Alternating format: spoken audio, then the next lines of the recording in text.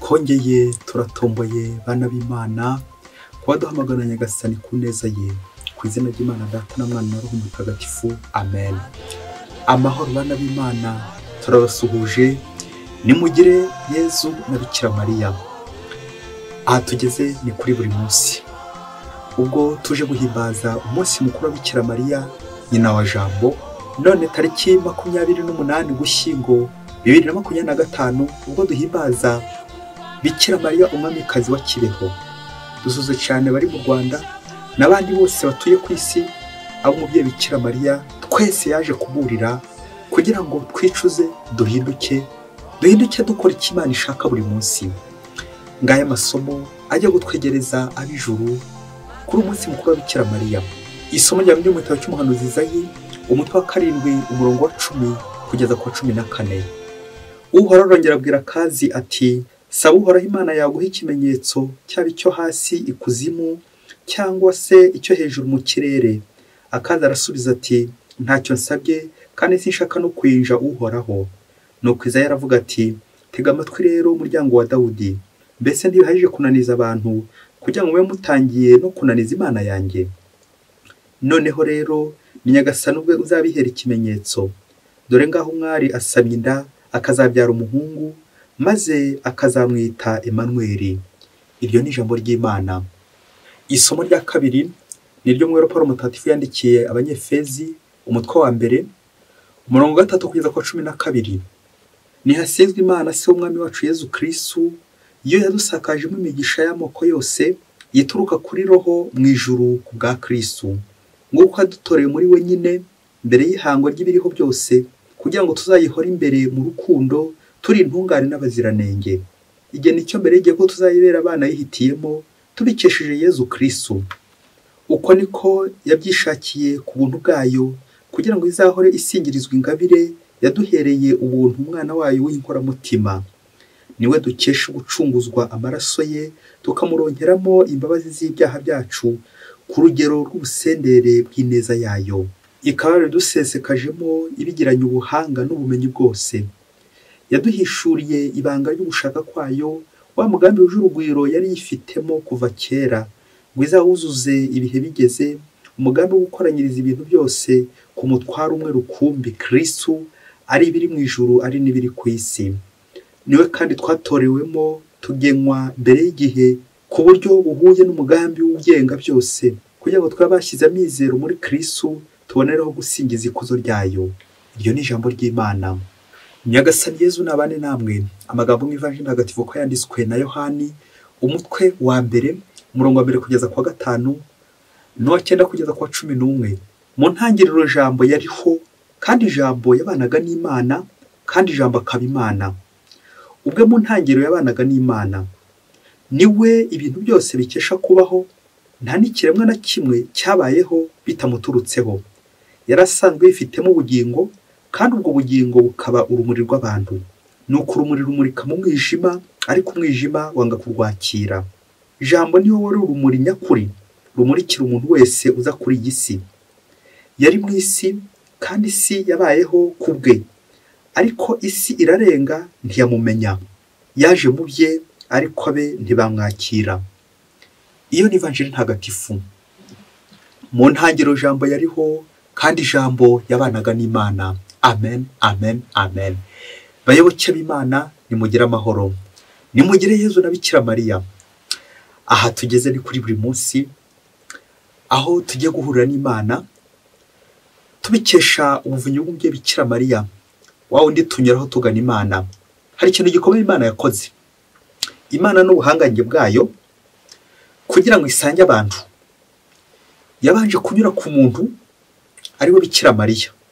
Hanyuma nkibaza nti, ngewe umuntu simple masumbuko que je suis, nabuzwa n'iki nanjye kunyura aho Imana yanyuze nsanga Imana? Ngiye ikibazo nakwibaza no munsi mu buke bwanjye n'Imana binyuze ku mubyeyi Bikira Mariya. Inzira ngufi igera ku Mana no mubyeyi Bikira Mariya. N'Imana mu kuza kuducungura yanyuze kuri Bikira Mariya. Ngiye nabuzwa n'iki kunyura kuri Bikira Mariya? Ntawe ukunda umwana ngo yajye nyina kunda Yezu na Bikira Mariya. Bayoboke b'Imana, uyu munsi turahimbaza Bikira Mwamikazi wa Kibeho. Bikira Mariya waje kudusura anyuze mu Rwanda ikibeho. Bikira Mariya akanyura iwacu mu Rwanda, tubikesha iki? Ngo nyina w'umutegetsi atugenderere, bikesha iki? Kibeho urahirwa, Rwanda urahirwa, Abanyarwanda turabasujeho muri mwese. Twizere ko njye nawe ari twe ba mbere dukurikiza ubutumwa bwa Bikira Mariya yatangiye Kibeho. Rero nk'uko Bikira Mariya yabigarutseho Kibeho, no gutwibutsa, aje kongera gutwibutsa ibyo twari twaribagiwe. Nanjye rero mfashe aka kanya, nta mahame akomeye ngiye kuvuga, nta nayo mfite, nta nubwo nabishobora, ahubwo ni ukwibukiranya. Ngiye kwibutsa nawe nkwibutse ibyo Bikira Mariya yasize atubwiye, uko yaje iwacu Kibeho, ndetse akaza mu isi anyuze hehe? Anyuze Kibeho. Naho ukunda umwana wanjye nyina, Yezu na Bikira Mariya baba bafatanyije urugendo. Rero niba ukunda Yezu, umenye ko na Bikira Mariya bari kumwe. Niba ukunda Bikira Mariya na Yezu bari kumwe. Ntawe Bikira Mariya yaba atari kumwe na Yezu, na Yezu ntawe yaba atari kumwe na Bikira Mariya. Ntawe ukunda umwana wanjye nyina. Muri aka kangingo remezo yacu iragira iti, nimusenye ubutitsa nta buryarya. Ngo n'ubutumwa bukomeye cyane bwa Bikira Mariya Kibeho, tuzagukomeza tugenda tuganiraho uko Nyagasana dushoje guhimbaza uyu munsi Bikira Mwamikazi wa Kibeho, amabonekerwa y'Kibeho. Turaza kuzirikana amagambo atatu aza kudufasha kongera kwiyibutsa ibyo twibagiwe, dore ko ari cyanazanye na Bikira Mariya. Ijambo rya mbere ryitwa ubutumwa bwa Bikira Mariya Kibeho. Ijambo rya kabiri ryitwa jambo, ijambo nyine. Ijambo rya gatatu kubonekerwa. Reka duhere kuri iryo jambo rya mbere, ubutumwa bwa Bikira Mariya Kibeho. Amateka atubwira ko Bikira Mariya yatangiye kubonekera Kibeho guhera ku itariki 28 Ugushyingo 1981 kugeza ku itariki 28 Ugushyingo nanone 1989. Iyo myaka yose Bikira Mariya yayimaze ari gutembera iwacu mu Rwanda turi kumwe nawe. Ubutumwa bukomeye ubwo yabonekeraga abana batatu aho ngaho nyine Kibeho, Maria Clara, Alfonsina na Natalia. Imana ibahe imigisha n'amahoro. Ubutumwa bukomeye Bikira Mariya dusigiye winiye mu ijambo impina amagambo yayo yitwa nimwicuze muhinduke inzira zikiri nyabagendwa. Nuko Bikira Mariya yagiye aduha ubutumwa tubwira ko adukunda, natwe dusaba ko twamukunda. Bya bindi byo mu Nyarwanda ngo akewe kajye umugarura. Ni umubyeyi yankunda gukinye nta mukunda ubundi, gukinge nta mwanga. Bikira Mariya Kibeho yanyuze Kibeho agira ngo atubwire abatuye isi ko twatangiye kudohoka, ko twatangiye kwitandukanya n'Imana, ko tugiye kugwa mu rwobo. Iyi si igiye kugwa mu rwobo. Kubera iki? Kwitandukanya n'Imana. Kubera iki? Intambara, imidugararo n'ibindi byose duhugiyemo biri kudutesha umurongo, biri gushaka kudutandukanya n'Imana. Ibyo bigatuma cyamasuka amarira agira ngo twongere twicuze, duhinduke, tugarukira Imana, inzira zikenya bagendwa. Ubwo ubutumwa bwa Bikira Mariya Kibeho utekereza iyo myaka yose ishize, hanyuma uzi kwibaza ngo hari ubutumwa buracyari ku gihe, update. Kwenye tuzirikane ko Bikira Mariya ubutumwa yaduhaye n'ubundi n'ubutumwa yaratumwe na Yezu. Uze kwibaza uti ngeze nshyira ubutumwa bwa Bikira Mariya mu bikorwa, ese ndi guhinduka cyangwa ndi guhindana? Abantu benshi uzasanga twarigumuye ku Mana. Nibyo rero Bikira Mariya yakomeje kugenda tubwira ko isi igiye kugwa mu rwobo niba tuticujije, niba tutihanye, niba tudahindutse. Wongere urebe niba warahindanye cyangwa niba warahindutse, bitewe nuko barumviye iryo jwi ry'umubyeyi Bikira Mariya waje akanyura Kibeho, aza ku isi, azi wawe azani wanjye. Mwamikazi wa Kibeho udusabire. Ingingo ya kabiri anaryo jambo rya kabiri ni ijambo nyine bita ijambo. Ijambo riguha ijambo. Ndarihera mu kiboneza mvugo. Iyo umuntu agiye gukora interuro igizwe n'ibintu bitatu. Hari ruhamwa, hari inshinga, hari n'icyuzuzo. Mu Gifaransa niho bivugika neza kugira ngo nze kugana ku ijambo nyirizina nshaka ko dutsindagira. Sujet, verbe et complément. Iyo bavuze icyo kiri hagati verbe cyangwa iyo nshinga bayita base. Icyo bise rero base ni ikintu gitabura, nicyo kintu gitabura mu nteruro. Interuro ntishobora kuvugika neza icyo kintu gitarimo gikomeye cyane, umuzi, izingiro, ipfundo, centre, base. Iyo rero ni verbe, iyo ni inshinga, icyo nicyo bita jambo. Iyo bavuze rero jambo mwigamana, ni jambo w'Imana, Yezu Kristo, ubuhanga bw'Imana, umwana w'Imana. Anabyo twumvise muri amasomo kwagenda gatambuka, Bikira Mariya umwari wa Siyoni, wa wundi usama akazabyara umwana, umuhungu akazitwa Emmanuel, uwo twabizirikanye mu isomo rya mbere, igitabo cy'umuhanuzi Izayi. Uwo niwe dukesha ubucungurwe, waducunguye, uwo twabizirikanye nanone mu isomo rya kabiri, Yezu Kristo waducunguye. Ivanjiri y'uno munsi itangira ngo mu ntangiriro jambo yariho, kandi ijambo yabanaga n'Imana. Amen, amen, amen. Iryo jambo rero, iyo ntangiriro, iziri herezo niyo turi kuzirikanaho. Jambo w'Imana, jambo yabanaga n'Imana. Kongera tuzirikane iyi vanjiri yanditswe na Yohani, aho bihurira n'umunsi mukuru wa Bikira Mariya. Tuzirikana ko Yezu munsi y'umusaraba turaza umubyeyi Bikira Mariya, nuko Yohana akamujyana iwe. Amabanga y'ijuru Yohani yanditse byumvikana bikura kuri Bikira Mariya, kujyana Bikira Mariya iwe, nuko jambo yigira umuntu maze abana natwe. Hanyuma uze gukurira ifoto nyuma yo kumva jambo w'Imana, ukurira ifoto wabyaye nyine Imana, mère du verbe. Iyo bavuze mère cyangwa bakavuga nyina, ni aho ikintu gituruka. Uwo mère rero ni ukubahwa, jambo w'Imana, noneho nyina wa jambo. Nyina wa jambo ni uwabyaye jambo. Niba uzirikana uruhare iryo jambo rifite mu buzima bwawe, wagomba no kuzirikana iryo jambo aho riva. Nyina wa jambo, jambo rirema, jambo ribeshaho, jambo ry'umukiro, uwo ni Yezu Kristo.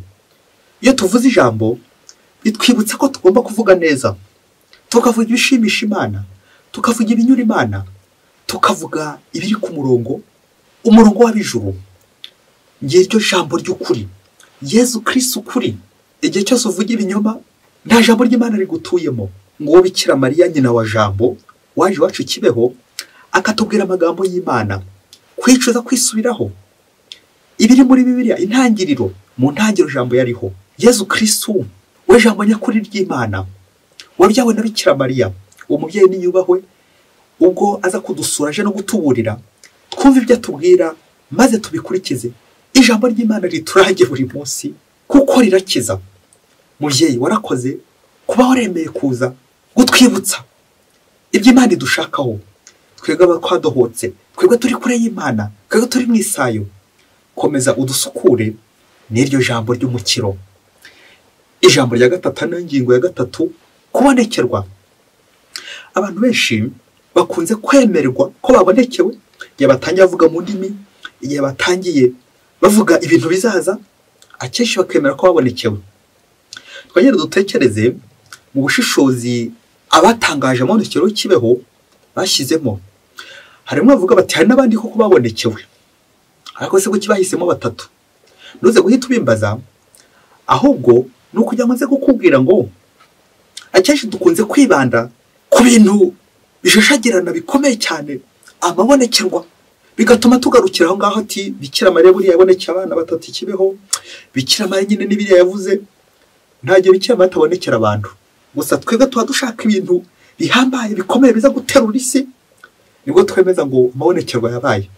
Nyamara iyo uzi gushishoza, nta gihe Imana itavuga, kuko jambo y'Imana ahoraho. Nta gihe Bikira Mariya ataza mu buzima bwacu. Gusa nyine icyo turushanwa no kubigaragaza. Naho ubundi Bikira Mariya ku muntu wese wumva ijambo ry'Imana, nta gihe Bikira Mariya ataza kudusura, Bikira Mariya aza kudusura.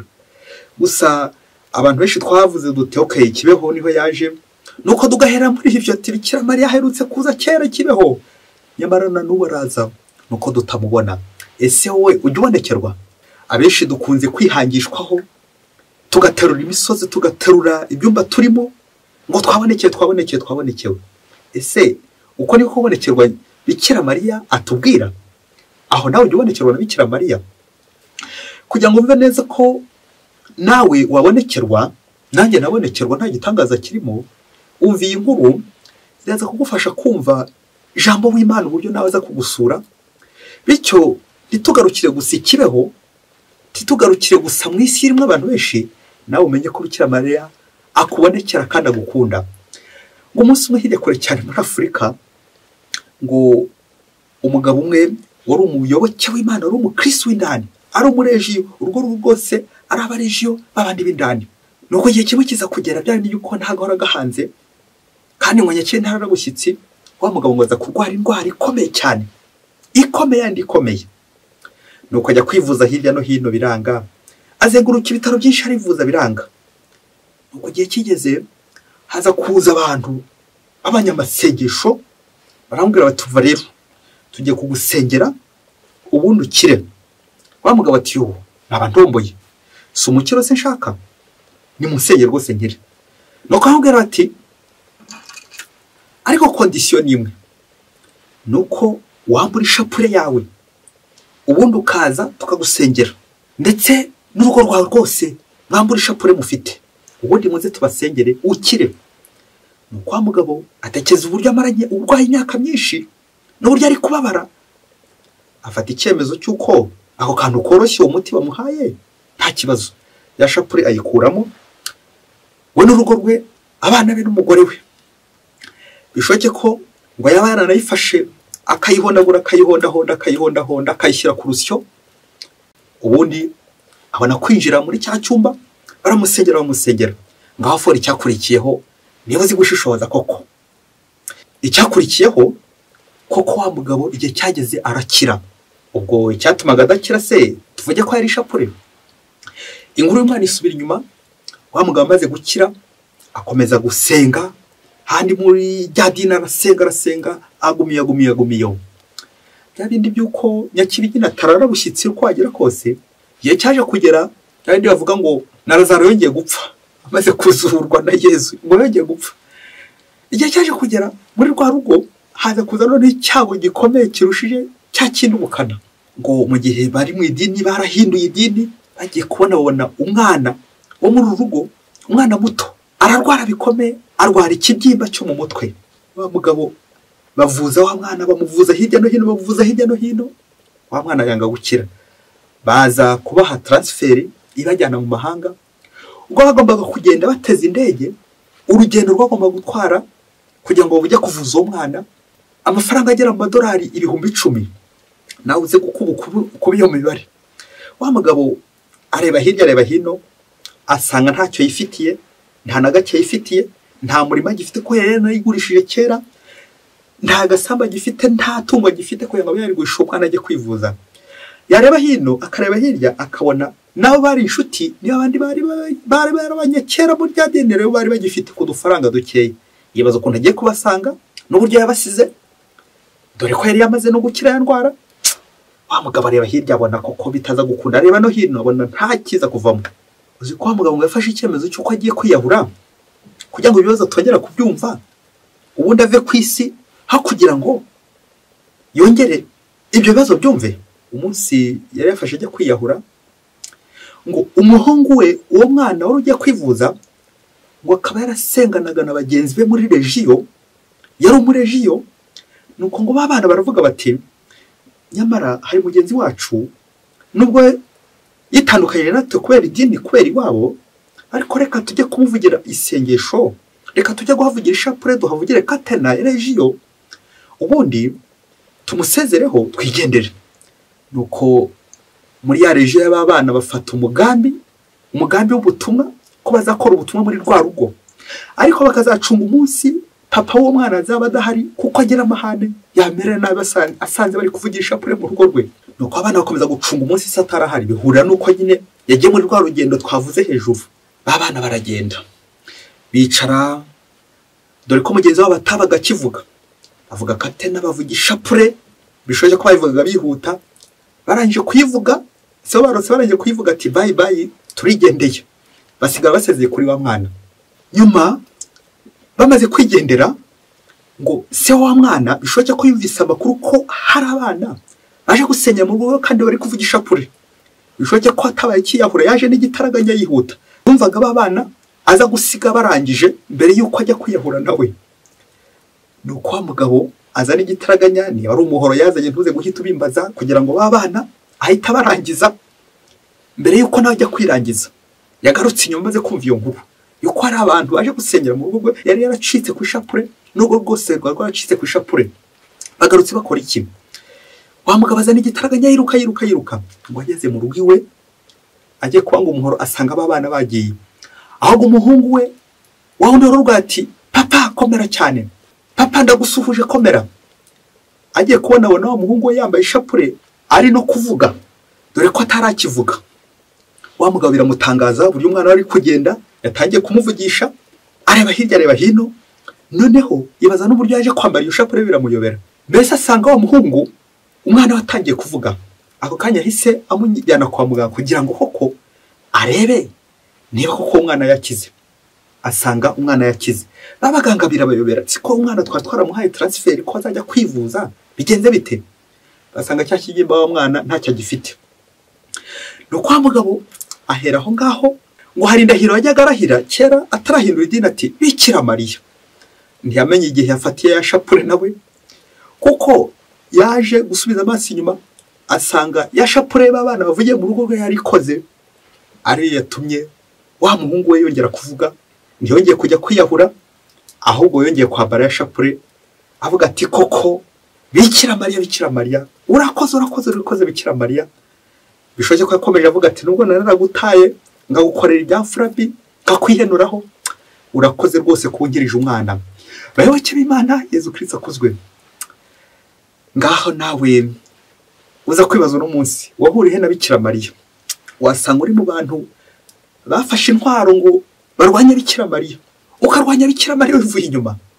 Amaherezo amazi ntibagirwaho mbeho. Nubwo Bikira Mariya we wamwanga we ntashobora gukwanga. Nari ubutumwa yatanze icyo ati tumukunde kuko nawe nyina dukunda. Nubwo wamwanga ntago ushobora gukwanga. Uzasanga abantu benshi barayobotse amadini, bamwe bakibwira ko bahindutse ariko bari no guhindana rimwe na rimwe kuko ntawe ukunda umwana ngo yajye nyina ku ntezo na Bikira Mariya. Ubuhamya by'uko umwana yakize ikibyimba ndabizi abahanga n'abanyabwenge bashobora kutabyumva neza kubera ino si nyine turimo iri kwigumura ku Mana no kwigomeka ku Mana. Reka dusoreze ku tuntu dutatu tuza kugufasha kongera gufata ishapure yawe nawe maze nawe irahira uti Bikira Mariya. Icyambere twazirikana ni ukuyoboka Imana. Abantu benshi twagiye tuyoboka amadini, tuyoboka abategetsi bakomeye, abanyacyubahiro, ariko twibagirwa ko ari Imana tugomba kuyoboka.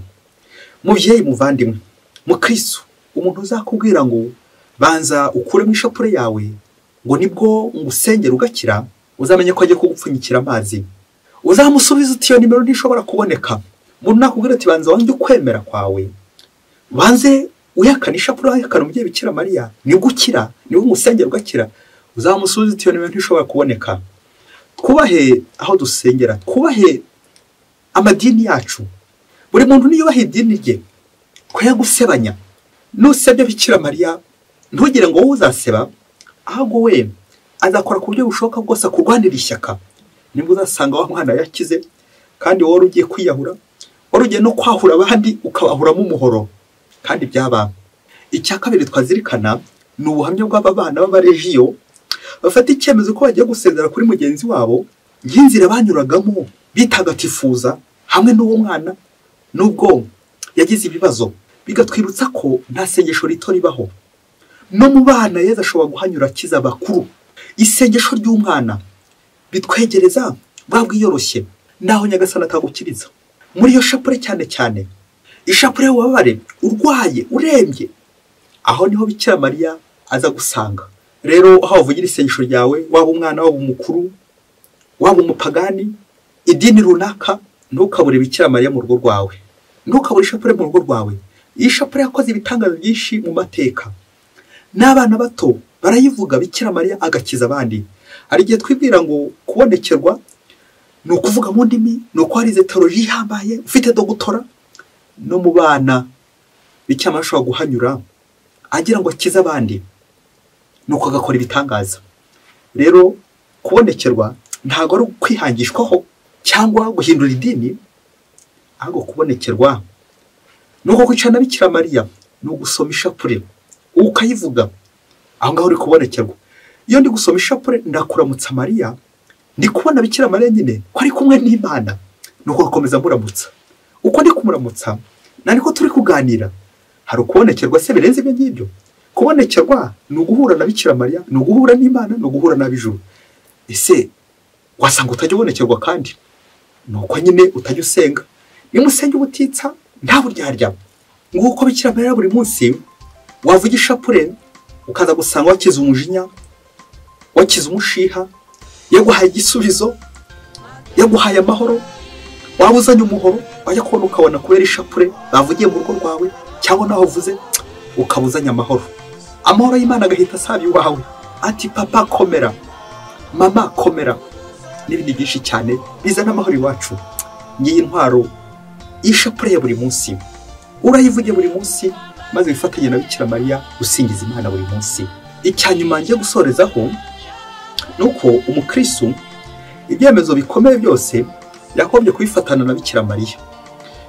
Tujya twumva mu mateka ya Kiliziya abapapa akenshi bagiye gufata ibyemezo bikomeye, akenshi bakunze kubifata muri Angelus, n'ubundi butumwa bwose yatanga muri Kiliziya nyuma Angelus. Abenshi rero bajya badohoka kuvuga Angelus, kuvuga indamutso ya marayika, kuramutsa Bikira Mariya, bakadohoka ku ishapure. Nyamara aho duhure na Bikira Mariya tuba turi gutambutsamo ubutumwa bwa nyina wa jambo, tuba turi guhura na Bikira Mariya, tuba turi kubonekerwa. Rero niba koko wumva Bikira Mariya yaje kugusura nawe, ujye uvuga ndakuramutsa Mariya, uvuge indamutso ya marayika, uvuge ishapure, uvuge rozari, uvuge ishapure y'ububabare, ubuyoboke kuri Bikira Mariya buri munsi. Amasengesho yo kwiyambaza Bikira Mariya, aho Imana ibiri kudukiza ibinyuza ku mubyeyi Bikira Mariya. Erega ntabwo dusenga Bikira Mariya, ahubwo twifatikanya na Bikira Mariya, turamwinginga ngo dusabire adufashe kwegera Imana, dusengana na Bikira Mariya. Nawe umuhamagare ari buze kuza. Dutangazwa n'ikintu gikomeye, abatagatifu tuzi ko abenshi nawe uzumva bariyambaje Bikira Mariya, uzumva afitanye umubano uhereye na Bikira Mariya, kuko nyine ntabwo wajyana umubano uhereye na Bikira Mariya ntawe ufitanye na Yezu. Ngiyo adoration et le chapelet, gushengerera, guhura na Yezu mu Eucharistia, ya misa, ndetse no kwiyambaza Bikira Mariya igihe cyose. Nguko ubuyoboke bw'umukristo. Hanyuma ngiye gusoreza n'imiryango myinshi y'abihaye Imana, ingo z'umubyeyi Bikira Mariya. Abo bose akenshi uzasanga imiryango y'abihaye Imana abenshi biyambaza Bikira Mariya, abenshi avugana Bikira Mariya ngo kubonekerwa. Nawe wongere uzirikane ku butumwa bwa Kibeho, ubutumwa bwo kwicuza kwisubiraho. Nawe wongere urebe uti harya ubu ntabyo nayobotse aho kuyoboka Imana, nta madini yandi nagiye nyoboka, nta bigirwamana nagiye nyoboka, nta mafaranga nagiye nyoboka, nta bategetsi bakomeye nagiye nyoboka, nta bintu bihambaye bindi byo kwisi nagiye nyoboka, aho kugira nyoboke Imana n'ishapure y'umubyeyi Bikira Mariya. Nkwifurije ubuyoboke bwiza kuri Bikira Mariya, umwamikazi wa Kibeho, adusabire kugira ngo natwe tuboke Imana nyakuri buri munsi. Mwese Imana ibahe umugisha.